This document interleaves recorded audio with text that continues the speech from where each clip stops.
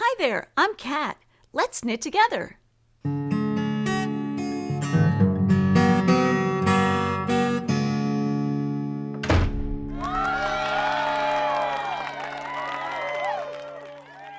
Years ago today, we uploaded our very first episode of Let's Knit Together.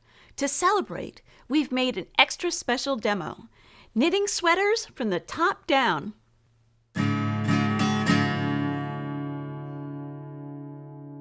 I love knitting sweaters from the top down because it means almost no sewing.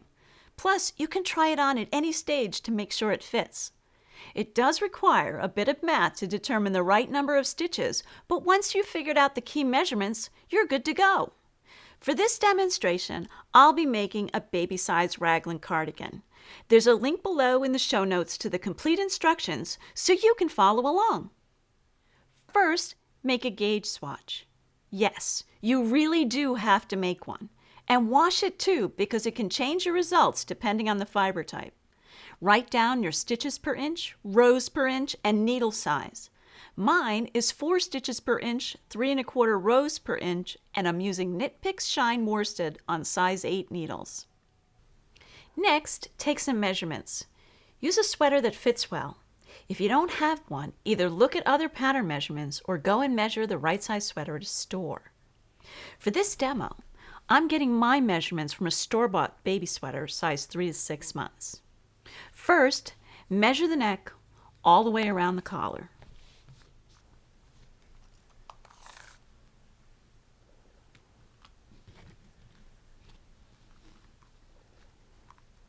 That's 14 inches. Then, measure the length from the center of the shoulder seam to the base of the underarm. Here, it's 6 inches. This is the length of the yoke. Next, measure the chest. This is 10 inches across the front, plus the back is a total of 20 inches. Finally, measure the body from the underarm for the body length. This is 5 inches. Okay, now we'll actually start knitting the sweater. There are 4 stages: the collar, the yoke, the body, and the sleeves.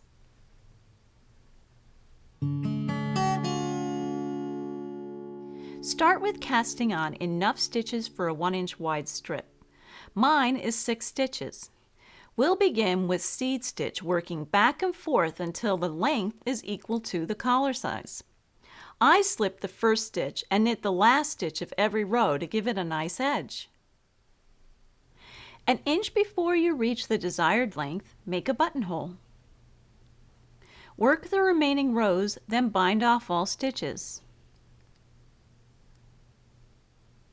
Now pick up and knit 1 stitch for every 2 rows along the edge of the collar strip. Count how many stitches you have. I have 44. Turn and purl back 1 row.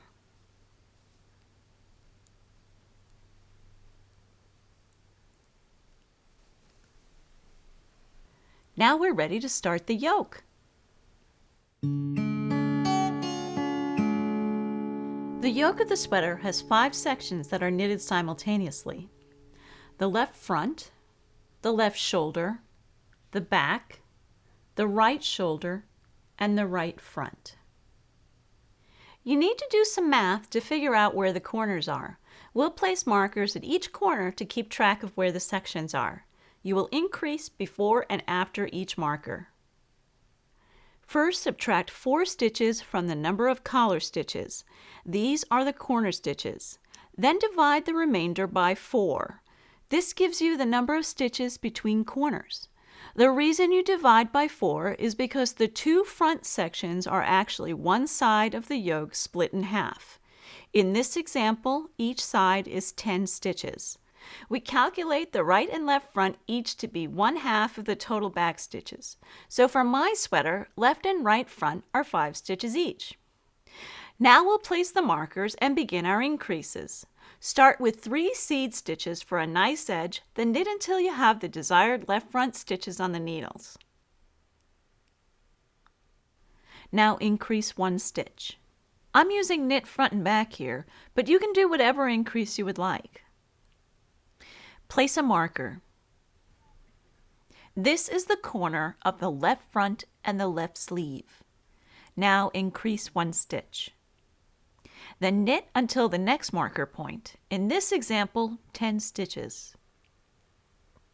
Increase 1 stitch, place a marker, and increase 1 stitch. This will be the corner of the left sleeve and the back.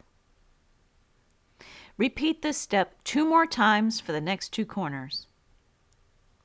Then, for the right front, knit until the last 3 stitches and finish off with seed stitches. Now we'll turn it over and work the purl row. Start with 3 seed stitches. Purl until the last 3 stitches, slipping the markers when you get to them. Finish off with 3 seed stitches.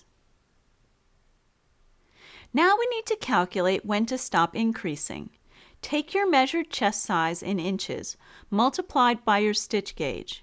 In this example, 20 inches times 4 stitches per inch is equal to 80 stitches. Keep in mind the chest stitches do not include the sleeves, so you're only counting the 2 front sections and the back section. So for each knit side row, you're increasing 2 stitches in the front and 2 stitches in the back. So in order to increase from 20 to 80 stitches, you need to knit 1 row and purl 1 row 15 times. Remember to increase before and after each marker on the knit row until you reach the desired number of chest stitches ending with a purl side row. Continue the yoke without increases until the desired underarm length.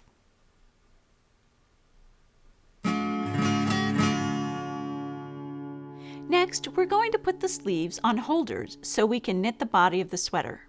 Start with 3 seed stitches. Then knit until the first marker. Remove this marker.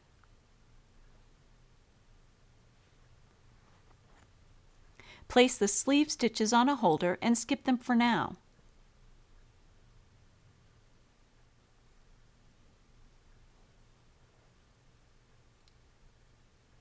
Remove the next marker. Make sure you put the holder in front of the work. Knit across the back until the next marker. Remove this marker and place these sleeve stitches on a holder.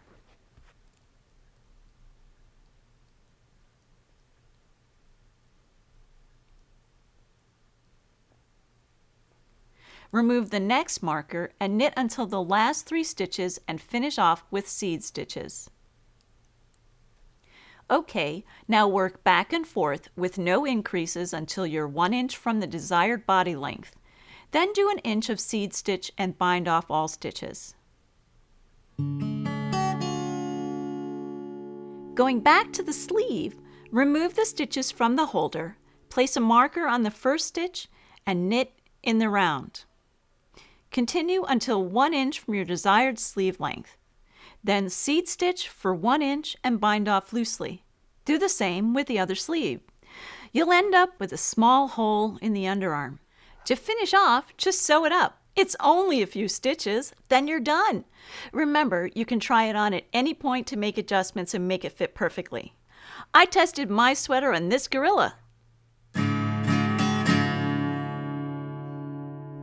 We want to thank everyone for watching Let's Knit Together over the past 10 years. Eric and I really enjoyed making the show, and shooting this special brought back so many memories. We also appreciate all your comments and emails over the years.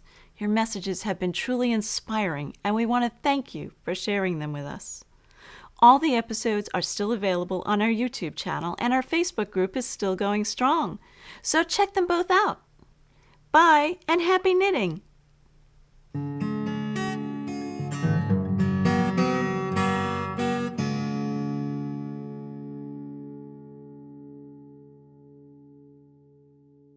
First, make a gauge swatch. Oh, I'll do it again. I'm sorry. First, make a gauge swatch. Yes, you really do have to... Okay, hold it up again. Here we go. First, make a gauge swatch. Yes, you... The wrong way. Okay, we're gonna get this. We're gonna get it. We're gonna get it. We're gonna get it right. Or I'm gonna get it right. You keep doing it right. Don't screw up, because then if I get it right and you screw it up, it'll be bad. Put this back. You got to be looking at this part in the beginning. You're real hesitant about throwing it. Just throw it. You don't have to look. You're done with it. Okay? Okay. Just throw it.